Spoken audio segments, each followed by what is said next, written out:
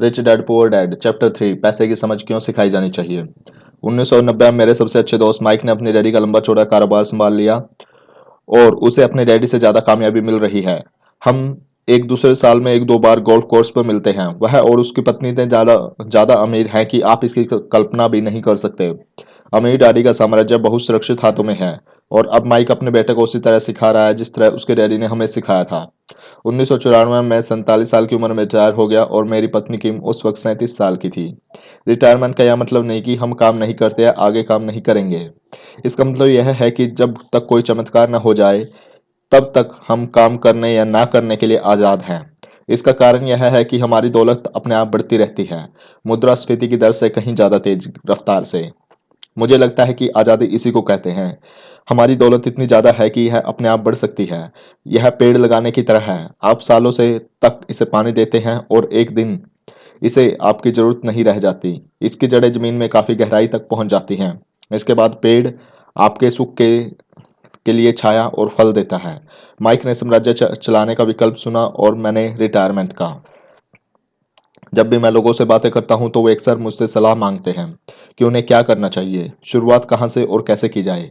आपकी नज़र में कौन सी पुस्तक अच्छी रहेगी? हम अपने बच्चों को यह सब कैसे सिखाएं? कामयाबी का रहस्य क्या है? मैं किस तरह करोड़ों रुपए कमा सकता हूं? ऐसे वक्त मुझे हमेशा एक लेख की याद आती है जो यहाँ दिया जा रहा है। सबसे अमीर बिजनेसमैन।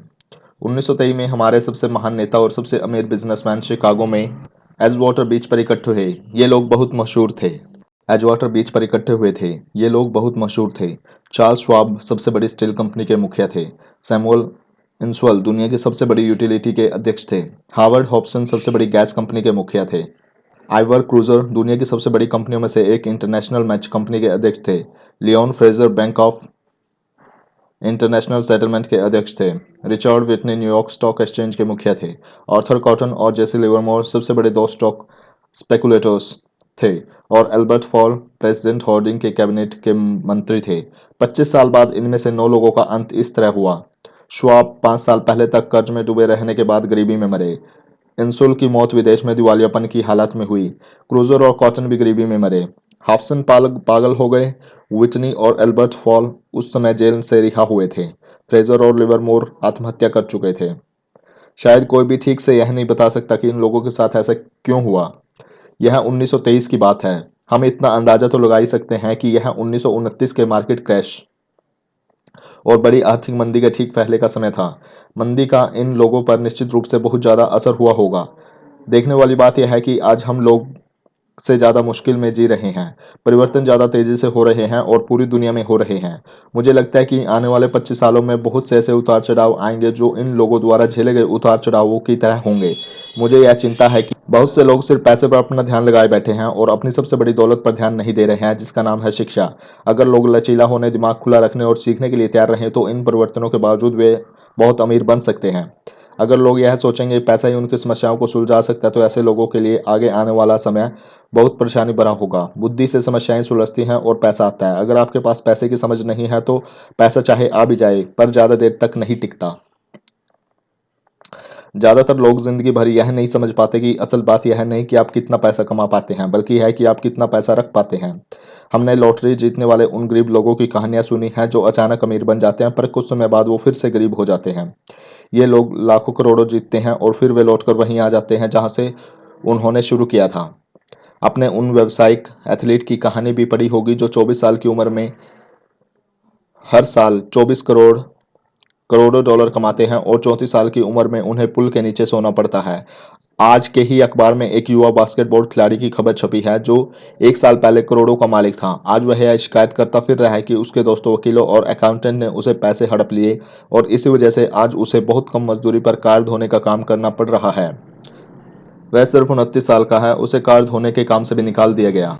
इसकी वजह यह थी कि उसने कार साफ करते समय अपनी चैंपियनशिप रिंग उतारने से मना कर दिया और इसलिए उसकी खबर अखबार में छप गई। वह अपने निकाले जाने का विरोध कर रहा था और कहता है कि यह भेदभाव है। अंगूठी ही तो है उसकी महान जिंदगी की इकलौती निशानी है। उसका कहना है कि अगर आप उसकी अंगूठी उतरवा लेंगे तो उसके पास जिंदा रहने का कोई सहारा नहीं बचेगा और वह मर जाएगा। 1997 में मैं ऐसे बहुत से लोगों को जानता हूं जो नए नए करोड़पति बन रहे हैं। एक बार फिर यह 1920 के उछाल वाले दशक की याद दिला देता है। हालांकि मैं खुश हूं कि इतने ज़्यादा लोग अमीर बनते जा रहे हैं, परंतु मैं उन्हें चेतावनी देना चाहता हूं कि लंबे समय में यह महत्वपूर्ण नहीं कि आपने कितना पैसा कमाया, बल्कि महत्वपूर्ण यह है कि आपने कितना पैसा रखा और आपने कितनी पीढ़ियों तक उस पैसे को सहेजा। तो जब लोग मुझसे पूछते हैं हम किस तरह शुरू करें या मुझे बताइए कि जल्दी से अमीर कैसे बना जा सकता है, तो वो मेरे जवाब से बहुत निराश होते हैं। मैं उनसे सिर्फ यही कहना चाहता हूँ कि जो मेरे अमीर डैडी ने मुझसे बचपन में कहा था, अगर तुम अमीर बनना चाहते हो तुम्हारे पास पैसे की समझ होनी चाहिए। जब भी मैं अमीर डैडी से मिलता हूँ यह विचार मेरे दिमाग में हर बार ठोका जाता है। जैसे मैंने कहा, मेरे पढ़े लिखे डैडी हमेशा किताबें पढ़ने के फायदे बताते रहते हैं, दूसरी तरफ मेरे अमीर डैडी वित्तीय साक्षरता या पैसे की समझ विकसित करने पर जोर देते हैं। अगर आप एक एम्पायर स्टेट बिल्डअप करना चाहते हैं तो सबसे पहले आपको एक गहरा खड्डा खोदना पड़ेगा और एक मजबूत नींव डालनी होगी। अगर आप किसी उपनगर में एक घर बनाने जा रहे हैं तो आपको सिर्फ 6 इंच का कंक्रीट का स्लैब डालना होगा। ज़्यादातर लोग अमीर बनने के चक्कर में 6 इंच का स्लैब का एम्पायर स्टेट बिल्डिंग खड़ी करना चाहते हैं। हमारा स्कूल सिस्टम उस जमाने का है जब खेती किसानी ही अर्थव्यवस्था आधार थी। आज भी यह बिना नींव के घरों में भरोसा करता है।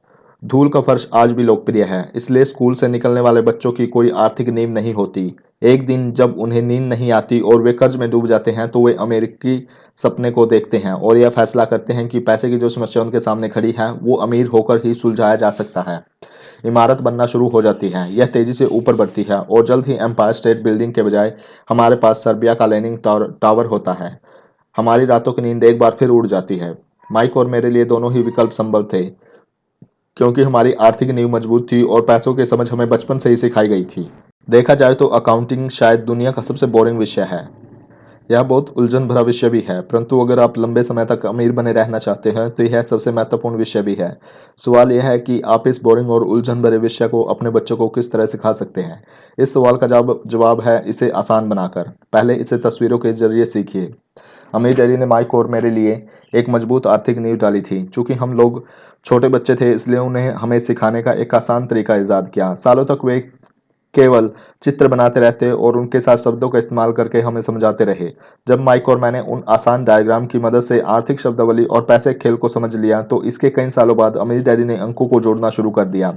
आज माइक को जितने अकाउंटिंग विश्लेषण की जरूरत होती है वह उससे भी कहीं सूक्ष्म और जटिल विश्लेषण कर सकता है। उसके पास 10 अरब डॉलर का साम्राज्य है। मैं इतना ज़्यादा जटिल विश्लेषण नहीं करता क्योंकि मेरा साम्राज्य छोटा है, परंतु हम दोनों की नींव आसान नींव थी। आगे आने वाले पृष्ठों में मैं आपके सामने वही आसान से चित्र खींचूंगा जो माइक के डैडी ने हमारे लिए खींचे थे। हालांकि वे आसान हैं, परंतु इन चित्रों के सहारे उन्होंने दो छोटे बच्चों की ठोस और गहरी नींव पर दौलत का बड़ा महल बनाना सिखाया। नियम एक, आपकी संपत्ति यानी एसेट और दायित्व यानी लाइबिलिटी का अंतर पता होना चाहिए और हमेशा संपत्ति ही खरीदनी चाहिए। अगर आप अमीर बनना चाहते हैं तो आपको बस इतना ही जानने की जरूरत है। यह पहला नियम है। यही इकलौता नियम है। यह बहुत आसान लगता है, परंतु ज़्यादातर लोगों को यह पता नहीं है कि यह नियम कितना महत्वपूर्ण है। ज़्यादातर लोग पैसे की समस्याओं में सिर्फ इसलिए उलझे रहते हैं क्योंकि उन्हें यह पता ही नहीं होता कि संपत्ति और दायित्व में क्या फ़र्क होता है। अमीर लोग संपत्ति इकट्ठी करते हैं, गरीब और मध्य वर्गीय लोग दायित्व इकट्ठे करते हैं और मज़े की बात यह है कि उन लोगों को यह लगता है कि वे संपत्ति इकट्ठी कर रहे हैं। जब अमीर डैडी ने माइक और मुझे यह बताया तो हमने सोचा कि वे मजाक कर रहे हैं। हम दो बच्चे अमीर बनने का रहस्य जानने के लिए इतने हैरान परेशान थे कि जबकि उनका जवाब इतना आसान था। यह इतना ज़्यादा आसान था कि हमें इस बात पर सोचने के लिए बहुत देर तक ठहरना पड़ा। संपत्ति क्या होती है? माइक ने पूछा। अभी उस बारे में चिंता मत करो, अमीर डैडी ने कहा। अभी सिर्फ इस विचार को अपने दिमाग में घुस जाने दो। अगर तुम इसे आसानी से समझ सकते हो तो तुम्हारी जिंदगी की एक योजना होगी और तुम जिंदगी भर पैसे की कभी दिक्कत नहीं आएगी। यह आसान है, इसलिए इसे अनदेखा कर दिया जाता है। आपका मतलब है कि हमें बस इतना ही जानने की जरूरत है कि संपत्ति क्या है। यह जानने के बाद हम उसे हासिल कर लें और अमीर बन जाएं? मैंने पूछा। अमीर डैडी ने हामी भरी। हाँ, यह इतना ही आसान है। अगर यह इतना ही आसान है तो फिर हर हर आदमी अमीर क्यों नहीं बन जाता? मैंने पूछा। अमीर डैडी मुस्कुराए। क्योंकि लोग संपत्ति और दायित्व में फर्क नहीं कर पाते। मुझे याद है कि मैंने पूछा था, वयस्क लोग इतने मूर्ख कैसे हो सकते हैं? अगर यह इतना आसान है और इतना महत्वपूर्ण है तो हर कोई इसे जानना या खोजना क्यों नहीं चाहता? संपत्ति और दायित्व क्या होते हैं यह समझने में अमीर डैडी को बस कुछ ही मिनट लगे। बड़े लोगों को यह नियम समझने में बहुत कठिनाई होती है। क्यों? क्योंकि बड़े लोग ज़्यादा स्मार्ट होते हैं। मैंने अक्सर देखा है कि ज़्यादातर लोग आसान विचारों को नहीं समझ पाते। उसका कारण यह है कि उनकी शिक्षा अलग से हुई हुई होती है। उन्हें दूसरे प्रोफेशन ने पढ़ाया होता है, जैसे banker, accountants, real estate agents, financial planners इत्यादि। ज़्यादातर बड़े लोगों के सामने मुश्किल यह होती है कि उन्हें बहुत कुछ भूलना पड़ता है और एक बार फिर से बच्चा बनना पड़ता है। एक समझदार वयस्क को अक्सर ऐसा लगता है कि आसान परिभाषाओं पर ध्यान देना मूर्खता है। अमीर डैडी ने किस सिद्धांत में यकीन करते हैं? Keep it short, simple, stupid. मूर्ख, इसे आसान ही रहने दो। इसलिए वे हम दो छोटे बच्चों को सबक को आसान बनाते हैं और इस तरह उन्होंने हमारे पैसे की नींव को ज़्यादा मजबूत बना दिया। तो दिक्कत या उलझन किस बात से आती है, या इतनी आसान चीज़ किस तरह ठीक कठिन बन जाती है? कोई ऐसी संपत्ति क्यों खरीदता है जो असल में दायित्व होती है? इसका जवाब हमें अपने बुनियादी शिक्षा में मिलता है। हम साक्षरता शब्द पर ध्यान देते हैं और पैसे की साक्षरता को अनदेखा कर देते हैं। कोई वस्तु संपत्ति है या दायित्व, यह कैसा पता चलेगा? अगर आप सचमुच झंझट में फंसना चाहें तो इन शब्दों को डिक्शनरी में देख लें। मैं जानता हूं कि वहां दी गई परिभाषाएं किसी अकाउंटेंट को अच्छी लगती होंगी, परंतु दिक्कत यह है कि आम आदमी उन्हें पूरी तरह से नहीं समझ पाता। फिर भी हम वयस्क लोग यह मानने में अपनी तौहीन समझते हैं कि कोई चीज़ हमें समझ में नहीं आ रही है। छोटे बच्चे को समझाते समय अमीर डैडी ने एक बार कहा था, संपत्ति को शब्दों में नहीं, अंकों के द्वारा पढ़ा जाता है। और अगर आप अंकों को नहीं पढ़ सकते तो आपको संपत्ति और जमीन के खुदे गड्ढे में कोई फर्क महसूस नहीं होगा। अकाउंटिंग में अंक महत्वपूर्ण नहीं है। महत्वपूर्ण तो यह बात है कि जो अंक आपको बता रहे हैं यह शब्दों की तरह हैं। शब्द महत्वपूर्ण नहीं होते। महत्वपूर्ण वह बात होती है जो शब्दों के जरिए बताई जाती है। कई लोग पढ़ते हैं परंतु ज़्यादा समझ नहीं पाते। यह रीडिंग कॉम्प्रिहेंशन या पढ़े हुए को समझने की काबिलियत होती है, और इस क्षेत्र में हम सबकी अलग अलग काबिलियत होती है। उदाहरण के लिए, मैंने हाल ही में एक नया वीसीआर खरीदा। इसके साथ निर्देशक पुस्तिका भी थी जिसमें समझाया गया था कि अपने वीसीआर को किस तरह प्रोग्राम किया जाता है।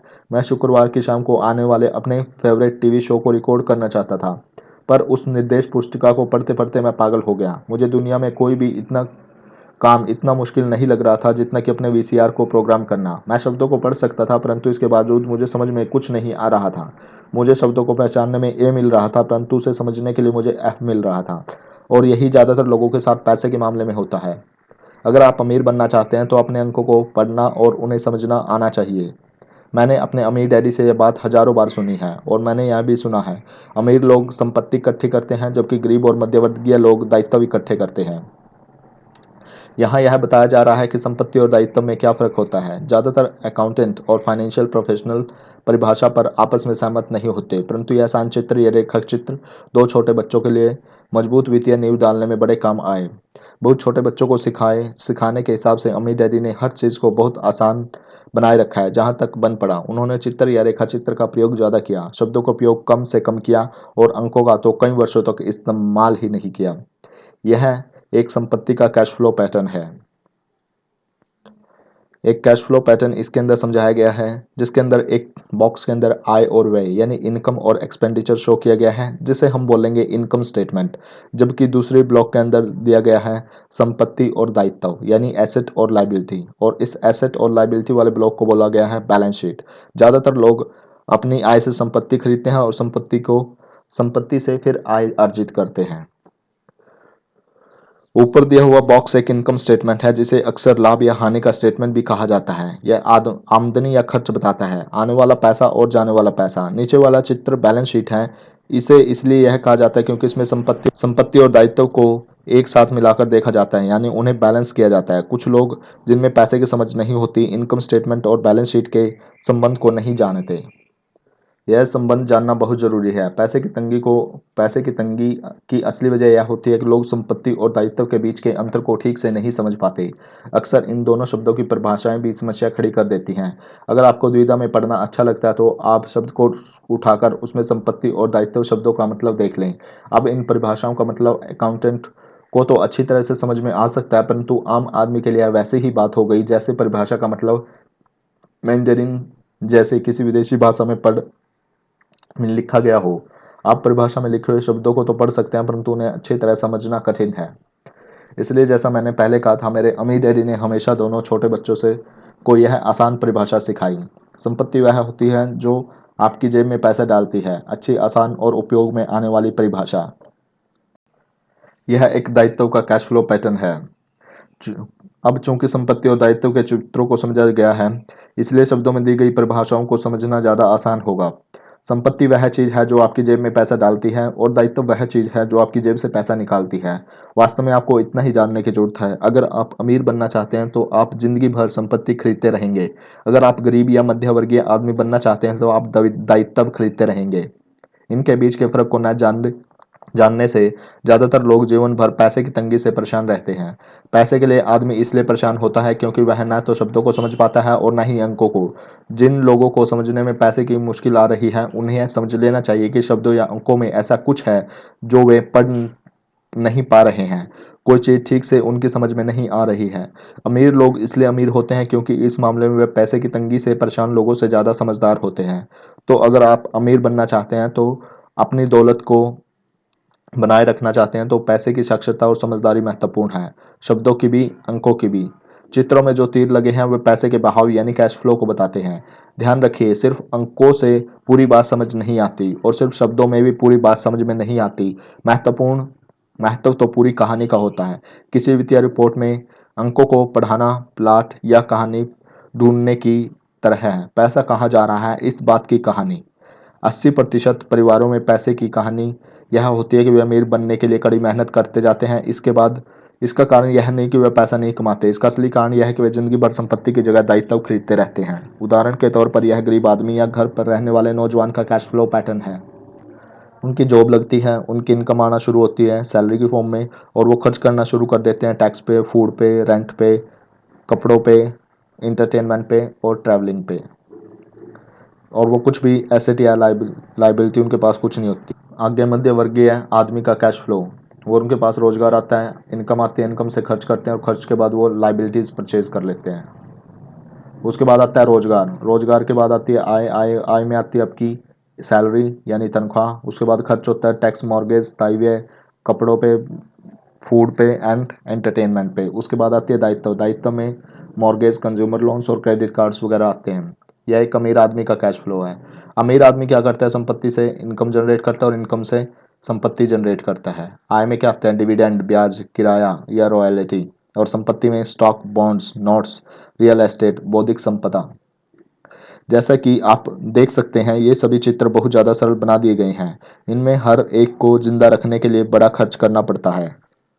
हम सभी को रोटी, कपड़े और मकान की जरूरत होती है। चित्र में यह बताते हैं गरीब और मध्यवर्गीय और अमीर आदमी की जिंदगियों में पैसा किस तरह आता जाता है। कैश फ्लो पूरी कहानी बता देता है। इस कहानी में यह बताया जाता है कि वह आदमी अपने पैसे को किस तरह इस्तेमाल करता है। एक बार पैसा हाथ में आ जाने के बाद वह उस पैसे का क्या करता है। मैंने अपनी कहानी अमेरिका के सबसे अमीर व्यक्तियों के लिए इसलिए शुरू की थी ताकि मैं आपको यह बता सकूं कि इतने सारे लोगों की सोच में कहाँ गलती होती है। गलती यह होती है कि वे यह मानते हैं कि पैसे से सारी समस्याएं सुलझ जाती हैं। इसलिए जब लोग मुझसे फटाफट अमीर बनने के नुस्खे पूछते हैं तो मैं कांप जाता हूँ, और यह कि उन्हें कहाँ से शुरू करना चाहिए। मैं अक्सर सुनता हूँ, मैं कर्ज में हूँ इसलिए मुझे और ज़्यादा पैसे कमाने चाहिए।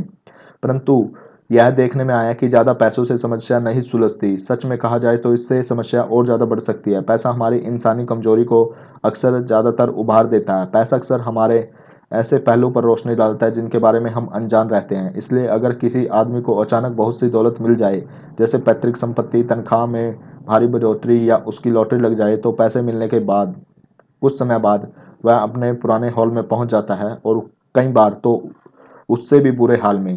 पैसा आपके दिमाग में चल रहे कैश फ्लो पैटर्न को उजागर करता है। अगर यह पैटर्न ऐसा है कि अपनी पूरी कमाई खर्च करनी है, तो इस बात की बहुत संभावना है कि आपकी आमदनी बढ़ेगी तो आपका खर्च अपने आप बढ़ जाएगा। इसलिए यह कहावत सही है, मूर्ख और उसके पैसे में शानदार दावतें होती है। मैंने यह कई बार कहा है कि हम स्कूल इसलिए जाते हैं ताकि हम शैक्षणिक और व्यावसायिक काबिलियत को हासिल कर सकें। निश्चित रूप से यह दोनों बहुत ही महत्वपूर्ण हैं।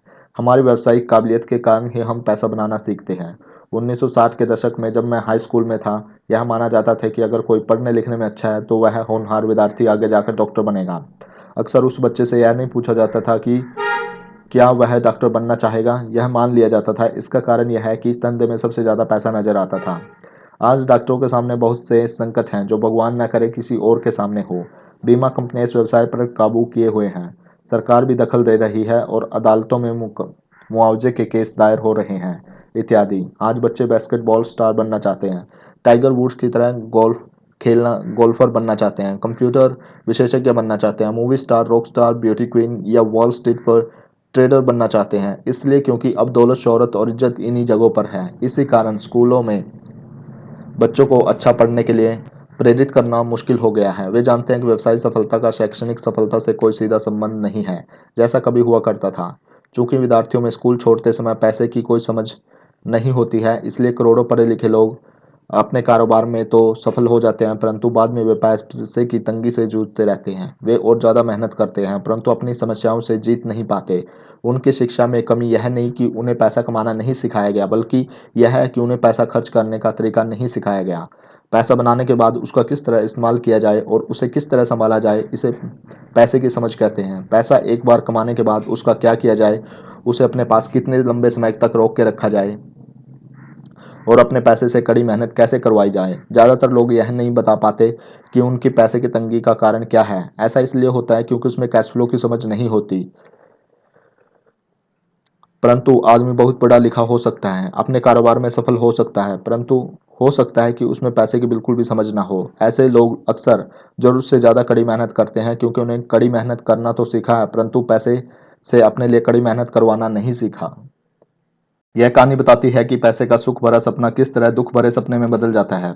कड़ी मेहनत करने वाले लोगों की फिल्मी कहानी एक घिसे पिटे पर्दे पर चलती रहती है। हाल ही में शादीशुदा, खुश और बहुत पढ़े लिखे पति पत्नी साथ साथ किराए के मकान में रहने लगते हैं। जल्दी उन्हें यह लगता है कि वे पैसा बचा रहे हैं, क्योंकि दो लोगों के साथ साथ रहने से खर्च भी लगभग उतना ही होता है जितना कि अकेले आदमी का। समस्या यह है कि जिस अपार्टमेंट में वे रहते हैं वह छोटा है। वे अपने सपनों का घर खरीदने के लिए पैसे बचाने लगते हैं ताकि वे बच्चे पैदा कर सकें। अब उनके पास दो तनख्वाहें होती हैं, वे अपने कैरियर पर ज़्यादा ध्यान देने लगते हैं। उनकी आमदनी बढ़ने लगती है और जैसे जैसे उनकी आमदनी बढ़ने लगती है, उनके खर्च भी बढ़ने लगते हैं। ज़्यादातर लोगों के लिए पहले नंबर का खर्च होता है टैक्स। कई लोग सोचते हैं कि इनकम टैक्स, परंतु ज़्यादातर लोगों के लिए सबसे बड़ा टैक्स होता है सोशल सिक्योरिटी टैक्स। कर्मचारी को ऐसा लगता है कि social security tax, Medicare tax को कुल मिलाकर मिलाकर कुल टैक्स लगभग 7.5% के करीब होता है, परंतु हकीकत में यह 15% होता है, क्योंकि आपके बॉस को भी सोशल सिक्योरिटी में उतनी ही रकम मिलानी पड़ती है। मुद्दे की बात यह है कि यह वह पैसा है जो आपके बॉस आपको नहीं दे सकता।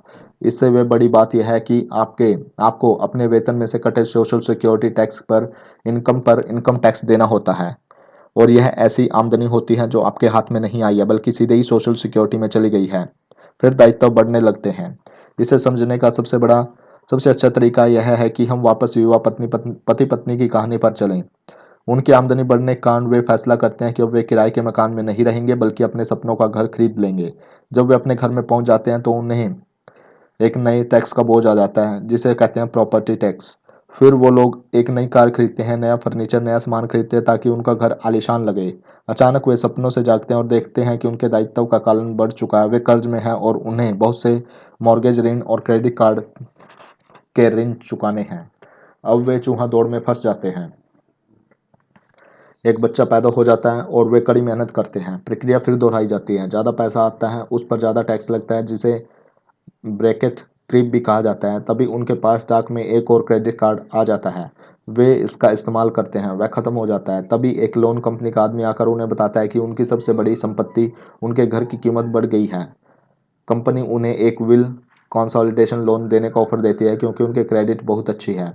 कंपनी उन्हें यह भी बताती है कि समझदारी इसी में होगी वे अपनी ऊंची ब्याज दर पर लिए गए कंज्यूमर लोन को उनके क्रेडिट कार्ड से चुका दें, और इसके अलावा उनके घर पर लगने वाले ब्याज से उन्हें टैक्स में छूट भी मिलेगी। वे ऐसा ही करते हैं और ज़्यादा ब्याज दर वाले क्रेडिट कार्ड को भुगतान कर देते हैं। इसके बाद वे राहत की सांस लेते हैं, उन्हें क्रेडिट कार्ड का हिसाब साफ कर दिया है। अब उन्होंने अपने उपभोक्ता ऋण को होम मॉर्गेज में बदल दिया है। उनका भुगतान भी कम हो जाता है, क्योंकि उन्हें अपने कर्ज को 30 साल की किस्तों में चुकाना है। समस्या से निपटने का यही स्मार्ट तरीका है। उनके पड़ोसी आते हैं और उन्हें शॉपिंग पर चलने का एक न्योता देते हैं। मेमोरियल डे की सेल लगी हुई है, यही तो मौका है कुछ पैसे बचाने का। वे अपने आप से कहते हैं, मैं कुछ नहीं खरीदूंगा, मैं तो सिर्फ देखने जा रहा हूँ। परंतु अगर कोई चीज़ जम जाए तो मैं उसे खरीदने की उम्मीद में वे अपने क्रेडिट कार्ड को साथ ले जाना नहीं भूलते। मैं ऐसे युवा दंपत्ति से हर समय टकराता हूँ। उनके नाम बदलते रहते हैं, परंतु उनकी पैसे की तंगी एक सी ही रहती है।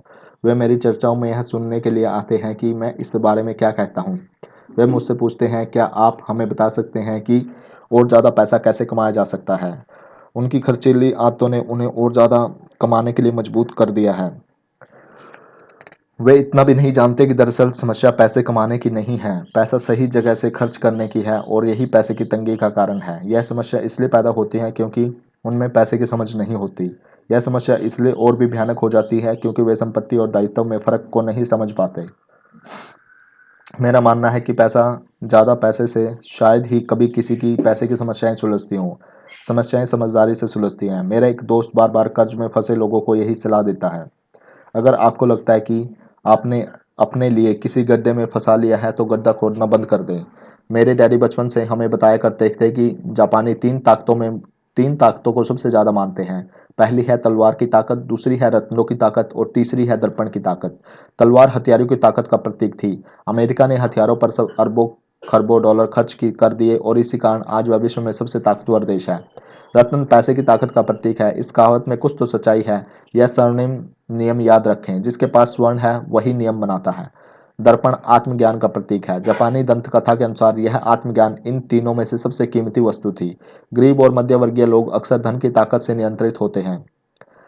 वे सुबह सुबह उठकर कड़ी मेहनत करने यानी नौकरी करने चले जाते हैं और खुद से यह तक नहीं पूछते कि क्या ऐसा करना समझदारी है। पैसे की समझ न होने के कारण उन्हें ज़्यादातर लोग पैसे की डरावनी ताकत को इस इजाज़त दे देते हैं कि वे उन्हें काबू में कर ले। पैसे की ताकत उनके विरोध में इस्तेमाल होती है। अगर वे दर्पण की ताकत का इस्तेमाल करते हैं तो वे खुद के लिए सवाल पूछते हैं: क्या इसमें समझदारी है? बहुत बार अपनी अंदरूनी समझदारी पर भरोसा करने के बजाय लोग भीड़ के साथ साथ चलने लगते हैं। वे कोई काम इसलिए करते हैं क्योंकि सभी लोग ऐसा करते हैं। वे सवाल पूछने की बजाय नकल करने लगते हैं। अक्सर वे नासमझी के कारण वही दोहराते हैं जो उन्हें सिखाया गया है। इस तरह के विचार की आपके घर आपकी सबसे बड़ी पूंजी है। आपका घर आपका सबसे बड़ा निवेश है। अगर आप ज़्यादा कर्ज लेते हैं तो आपको टैक्स में ज़्यादा छूट मिलेगी। सुरक्षित नौकरी खोजो, गलतियां मत करो, खतरे मत उठाओ। ऐसा कहा जाता है कि ज़्यादातर लोगों के लिए मौत से भी डरावनी चीज़ होती है भीड़ के सामने बोलने का डर। मनोवैज्ञानिक कहते हैं कि ज़्यादातर लोग सार्वजनिक मंच पर बोलने से इसलिए डरते हैं क्योंकि उन्हें यह डर होता है कि उनकी बुराई होगी, लोग उनकी हंसी उड़ाएंगे, वे अकेले रह जाएंगे, उनसे कट जाएंगे, बिरादरी में अलग थलग कर दिए जाएंगे। सबसे अलग होने का डर या अकेले रह जाने का डर ही सबसे बड़ा कारण है कि जिस वजह से ज़्यादातर लोग अपनी समस्याएं हल करने के लिए नए तरीके नहीं ढूंढते। इसलिए मेरे पढ़े लिखे डैडी कहा करते थे: जापानी लोग दर्पण की ताकत को सबसे ज़्यादा महत्व देते थे क्योंकि जब इंसान दर्पण में खुद को देखता है तभी उसे सच्चाई का पता चलता है। और ज़्यादातर लोग खतरे मत उठाओ इसलिए कहते हैं क्योंकि वे खुद डरे हुए होते हैं। यह किसी भी चीज़ के बारे में कहा जाता है, जैसे खेल में, संबंधों में, कैरियर में, धन में। इसी समाज में कट जाने के डर के कारण लोग लीक पर चलते हैं और समाज की स्वीकृति मान्यताओं या लोकप्रिय प्रवृत्तियों के खिलाफ नहीं जाते। आपका घर एक संपत्ति है। बिल कंसोलिडेशन लोन और कर्ज से बाहर निकाल लाओ। कड़ी मेहनत करो। प्रमोशन का सवाल है: एक दिन मैं वाइस प्रेसिडेंट बन जाऊंगी। पैसे बचाओ। जब मेरी तनख्वाह बढ़ेगी तो मैं एक बड़ा बड़ा घर खरीद लूंगा। म्यूचुअल फंड सुरक्षित है। टिकल मी एलो डाउन्स अभी स्टॉक में नहीं है, परंतु मेरे पास एक डॉल रखी हुई है जिसका दूसरा ग्राहक अब तक लेने नहीं आया है। भीड़ के साथ चलने और पड़ोसियों के ऐशोआराम की नकल के कारण पैसे की बहुत सी समस्याएं पैदा होती हैं। कई बार हम सभी को दर्पण में देखने की जरूरत होती है और हमें अपने डर के बजाय अपने अंदरूनी समझदारी में सोचना चाहिए। जब माइक और मैं 16 वर्ष के हुए तो हमें स्कूल की समस्याएं आने लगी थी। हम बुरे बच्चे नहीं थे, हम केवल अपने आप को भीड़ से अलग कर रहे थे। स्कूल के बाद और शनिवार रविवार को हम माइक के डैडी के लिए काम करते थे। माइक और मैं अक्सर घंटों तक उसके डैडी के साथ बैठे रहते थे जब वे अपने बैंकर्स, वकील, अकाउंटेंट, ब्रोकर, निवेशक, मैनेजर और कर्मचारियों के साथ चर्चा करते थे। माइक के डैडी ने 13 साल की उम्र में स्कूल छोड़ दिया था और अब वे पढ़े लिखे लोगों को रास्ता दिखा रहे थे, उन्हें आदेश व निर्देश दे रहे थे, उनसे सवाल पूछ रहे थे। पढ़े लिखे लोग उनकी एक आवाज़ पर दौड़े चले आते थे और उनके गुस्से से डरते थे। यह आदमी कभी भीड़ के साथ नहीं चला। इस आदमी ने खुद के दम पर सोचा और फैसले किए। उन्हें इन शब्दों से चिढ़ होती थी: हमें इसे इस तरह से इसलिए करना पड़ेगा क्योंकि सभी लोग इसी तरह से करते हैं। वे नहीं चाहते थे कि वे भी बहुत चिढ़ते थे। अगर आप उनसे कोई काम करवाना चाहते तो आप उनसे बस इतना ही कहना था: मुझे लगता है कि आप इसे नहीं कर सकते। माइक और मैं उनके साथ रहकर जितना सीखे उतना हमने स्कूल में बिताए सालों में कभी नहीं सीखा, कॉलेज में भी नहीं। माइक के डैडी के पास स्कूल की शिक्षा तो नहीं थी, परंतु उनके पास पैसों की शिक्षा थी और इसी कारण वे सफल भी थे। वे हमें बार बार बताया करते थे, एक समझदार आदमी अपने से ज्यादा समझदार लोगों को नौकरी पर रख सकता है। इसलिए माइक और मुझे समझदार लोगों की बातें सुनने और उनसे सीखने का लाभ मिला। परंतु इसके कारण माइक और मैं दोनों ही उस सामाजिक मान्यता के साथ नहीं चल पाए जो हमारे शिक्षक हमें सिखाते थे, और इस वजह से कई समस्याएं पैदा हो गई। जब कोई टीचर कहता था, अगर तुम्हें अच्छे नंबर नहीं मिलते हैं तो तुम दुनिया में कुछ नहीं कर सकते, तो माइक और मैं अपनी भौहें चढ़ा लेते थे। जब हमें घिसे पिटे दरदे पर चलने को कहा जाता था और नियमों को अक्षरांश पालन करना सिखाया जाता था, तो हमें यह लगता था कि स्कूली शिक्षा दरअसल रचनात्मकता का गला घोट देती है। हम अमीर डैडी की यह बात समझने लगे थे कि स्कूलों को इसलिए बनाया गया ताकि वहाँ अच्छे कर्मचारी तैयार हो सके, ना कि अच्छे मालिक। कभी कभार माइक या मैं टीचर से पूछते थे कि जो हम पढ़ रहे हैं उसकी असली जिंदगी में क्या उपयोगिता है, या यह कि हमें पैसे के बारे में क्यों नहीं पढ़ाया जाता। दूसरे सवाल का अक्सर हमें जवाब मिलता था कि पैसा महत्वपूर्ण नहीं है, अगर हम अच्छी पढ़ाई करेंगे तो पैसा अपने आप मिलने लगेगा। हम पैसे की ताकत के बारे में जितना ज़्यादा जानते थे, अपने शिक्षकों और सहपाठियों से उतना ही दूर होते जाते। मेरे पढ़े लिखे डैडी ने मुझ पर कभी अच्छे नंबरों के लिए दबाव नहीं डाला। मुझे इस बात पर हैरत होती थी कि उन्होंने उन्होंने ऐसा क्यों नहीं किया। परंतु हम लोगों में पैसे को लेकर अक्सर वाद विवाद होने लगे थे। जब मैं 16 साल का हुआ तो मेरे पैसे की बुनियाद मेरे मम्मी डैडी से अच्छी हो चुकी थी। मैं हिसाब किताब रख सकता था।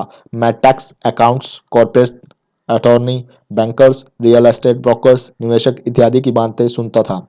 मेरे डैडी शिक्षकों से बात करते थे। एक दिन मेरे डैडी मुझे बता रहे थे कि हमारा घर हमारे लिए सबसे बड़ी निवेश क्यों है। इस बात को लेकर हम लोगों में बहस हो गई, और जब मैंने उन्हें यह बताया कि घर हमारे लिए एक अच्छा निवेश क्यों नहीं है, आने वाले चित्र में यह साफ हो जाता है कि अपने अपने घरों को लेकर मेरे अमीर डैडी और मेरे गरीब डैडी के विचारों में कितना अंतर था। एक डैडी के हिसाब से उनका घर एक संपत्ति थी, जबकि दूसरे के हिसाब से एक दायित्व। मुझे याद है कि मैंने नीचे वाला चित्र खींचकर अपने डैडी को कैश फ्लो की दिशा समझाने की कोशिश की थी। मैंने उन्हें यह भी बताया था कि घर के साथ साथ उनसे जुड़े कुछ दीगर खर्च बढ़ जाते हैं। एक ज़्यादा बड़ा घर का मतलब था और ज़्यादा खर्च, और इसका यह मतलब था कि कैश फ्लो खर्च के कॉलम से होकर गुजरता था। आज भी लोग मुझसे इस बात पर बहस करते हैं कि उनका घर संपत्ति क्यों नहीं होता। मैं जानता हूं कि बहुत से लोगों के लिए खुद का घर उनका सबसे बड़ा सपना होता है, इसलिए वे इसे अपना सबसे बड़ा निवेश मानते हैं। अपने घर के मालिक होने से ज़्यादा अच्छा कुछ नहीं होता। मैं इस लोकप्रिय मान्यता को देखने का एक और नज़रिया सुझाना चाहता हूँ। अगर मैं और मेरी पत्नी एक जगह बड़ा और आलीशान मकान खरीदते हैं, मैं इस लोकप्रिय मान्यता को देखने का एक और नज़रिया सुझाना चाहता हूँ। अगर मैं और मेरी पत्नी एक ज़्यादा बड़ा और आलीशान मकान खरीदने की बात सोचते हैं, तो हम जानते हैं कि यह संपत्ति नहीं होगी बल्कि एक दायित्व होगा, क्योंकि इससे हमारे जेब से पैसा निकल जाएगा। तो यह रहा मेरा तर्क। हालांकि ज़्यादातर लोग मुझसे सहमत नहीं होंगे, क्योंकि घर एक भावनात्मक चीज़ होती है और जब पैसे का सवाल आता है तो भावनाएं पैसे की समझ को हरा देती हैं। मुझे व्यक्तिगत अनुभव से पता पता है कि पैसा हर फैसले को भावनात्मक बना देता है। जब घर की बात आती है तो मैं यह बताना चाहता हूँ कि ज़्यादातर लोग उस घर की कीमत चुकाने के लिए ज़िंदगी भर काम करते हैं जिसके वे कभी पूरी तरह मालिक नहीं होते। दूसरे शब्दों में, ज़्यादातर लोग एक घर खरीदने के लिए कुछ सालों बाद दूसरा घर खरीदते हैं, और हर घर पहले मकान के लिए जो कर्ज ले लेते हैं उस पर उनके पास हर बार फिर से 30 साल का नया कर्ज हो जाता है। हालांकि लोगों को मॉर्गेज पेमेंट पर ब्याज के टैक्स में छूट मिलती है, परंतु अपने दीगार खर्चों के लिए टैक्स के बाद मिलने वाले डॉलरों का उपयोग करते हैं अपनी मॉर्गेज पूरी तरह चुकाने के बाद भी। Property tax. मेरी पत्नी के मम्मी डैडी को धक्का लगा जब उनके घर का प्रॉपर्टी टैक्स $1000 प्रति माह तक पहुंच गया। यह तब हुआ जब वे रिटायर हो चुके थे, और इस बढ़ोतरी से उनका रिटायरमेंट के बाद का बजट गड़बड़ा गया और उन्हें मजबूरन मकान बदलना पड़ा। घर की कीमत हमेशा नहीं बढ़ती। मेरे कुछ दोस्त जिन्होंने अपने घर पर कर्ज लिया था, उन्हें $10 लाख से भी ज़्यादा का कर्ज चुकाना पड़ा, पर आज घर की कीमत $7 लाख से भी ज़्यादा नहीं है। सबसे बड़े नुकसान अवसर गंवाने की वजह से होते हैं। अगर आपका सारा पैसा मकान में फंसा रहता है तो आप ज़्यादा कड़ी मेहनत करनी पड़ती है ताकि आपका खर्च चलता रहे।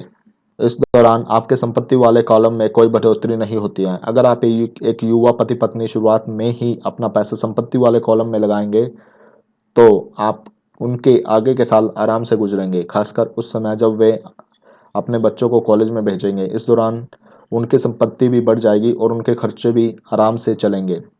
अक्सर ऐसा होता है कि आपका घर आपके बढ़ते हुए खर्च के भुगतान के लिए होम इक्विटी लोन का साधन बन जाता है। संक्षेप में, अपना घर खरीदने का फैसला बहुत खर्चीला पड़ता है। इसके बजाय बेहतर यह होगा जल्दी से इन्वेस्टमेंट पोर्टफोलियो बना लिया जाए।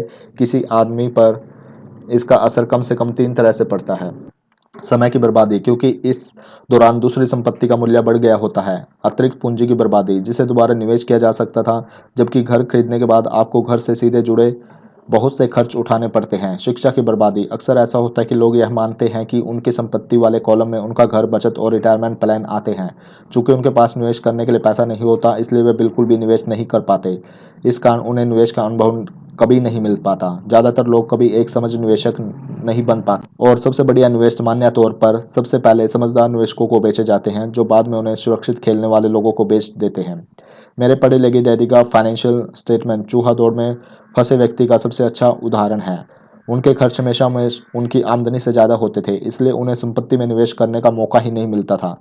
इसका नतीजा यह होता था कि उनके दायित्व जैसे मॉर्गेज और क्रेडिट कार्ड के कर्ज उनकी संपत्ति से कहीं ज़्यादा होते थे। अगला चित्र 1000 शब्दों की तरह यह कहानी बताता है। पढ़े लिखे डैडी का फाइनेंशियल स्टेटमेंट। दूसरी तरफ मेरे अमीर डैडी का फाइनेंशियल स्टेटमेंट यह दिखाता है कि वे जी जान लगाकर निवेश कर रहे थे और उन्होंने अपने दायित्व को कम से कम रखा था। अमीर डैडी का फाइनेंशियल स्टेटमेंट। मेरे अमीर डैडी के फाइनेंशियल स्टेटमेंट से यह पता चल सकता है कि अमीर लोग और ज़्यादा अमीर क्यों बनते हैं।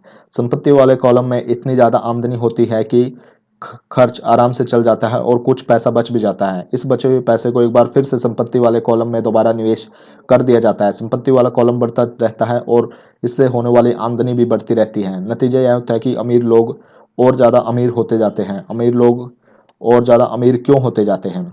मध्य वर्ग के लोग हमेशा पैसे की तंगी से जूझते रहते हैं। उनकी मूल आमदनी तनख्वाह से होती है और जैसे जैसे उनकी तनख्वाह बढ़ती है, उनके टैक्स भी बढ़ते हैं। इसके साथ ही आमदनी बढ़ने पर उनके खर्च भी बढ़ जाते हैं, इसलिए उसे चूहा दौड़ कहा जाता है। यह लोग मानते हैं कि उनका घर उनकी मूल संपत्ति है, इसलिए वे आमदनी दिलाने वाली संपत्ति में निवेश नहीं कर सकते। मध्य वर्ग को पैसे की तंगी क्यों होती है?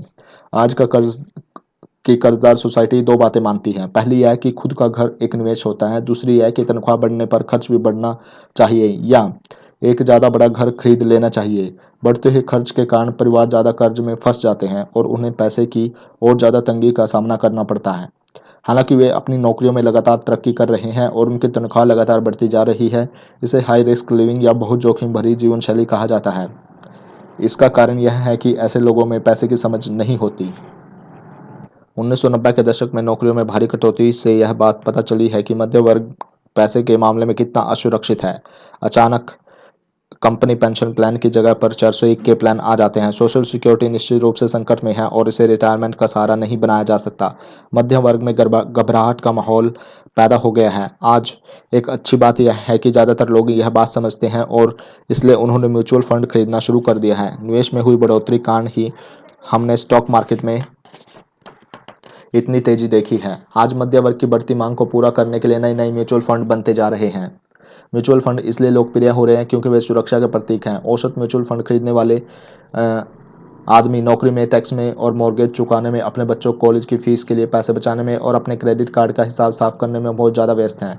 उनके पास इतना समय ही नहीं है कि वे निवेश करने की कला सीख सकें, इसलिए वे म्यूचुअल फंड के मैनेजर की काबिलियत पर भरोसा करते हैं। साथ ही चूंकि म्यूचुअल फंड कई तरह के निवेश करता है, इसलिए उन्हें ऐसा लगता है कि उनका पैसा ज़्यादा सुरक्षित है क्योंकि यह कई टुकड़ों में बट गया है या डाइवर्सिफाइड हो गया है।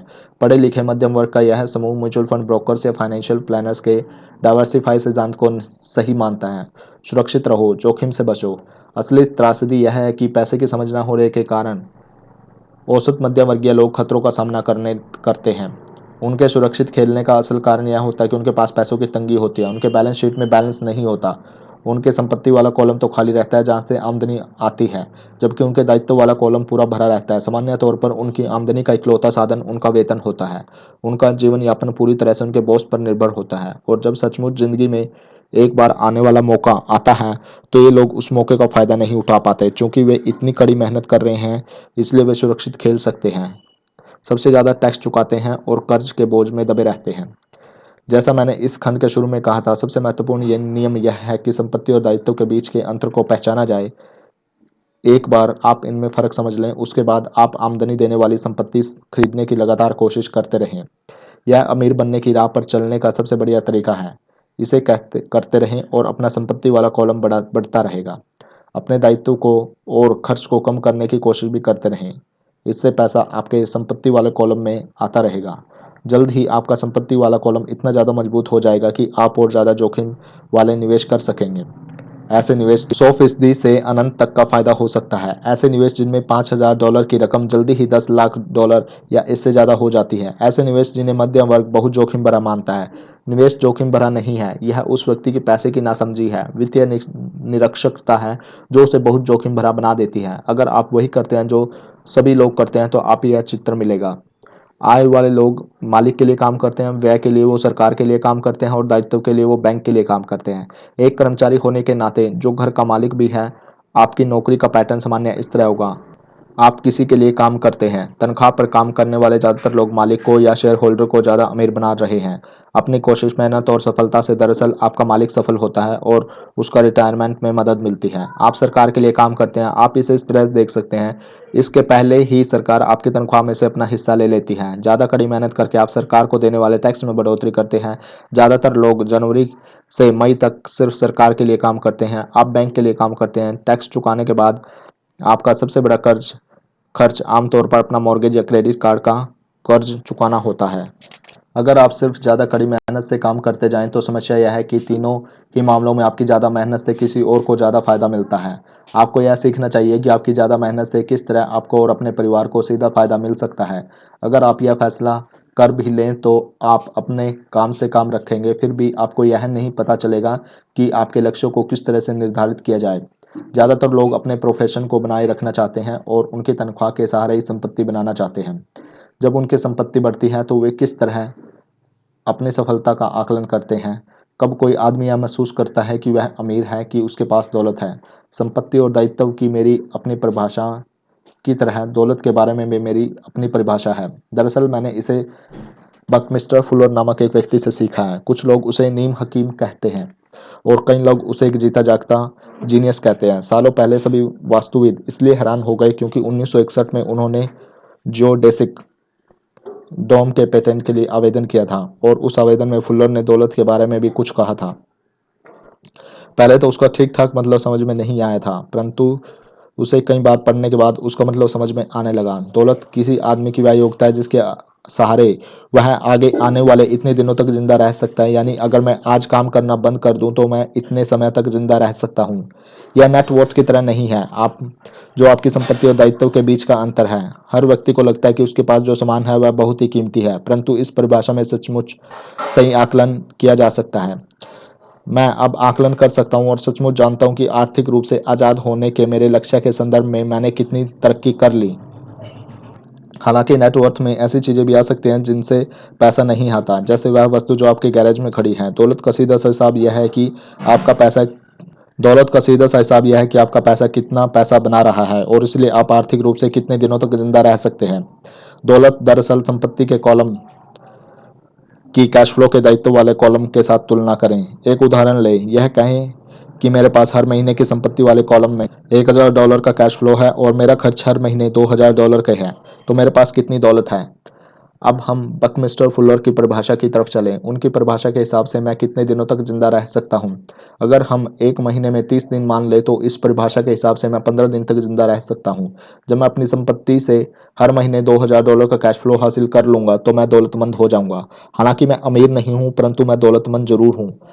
हर महीने मेरी संपत्ति से मुझे जो आमदनी मिलती है वह मेरे महीने भर के खर्च के लिए काफ़ी होती है।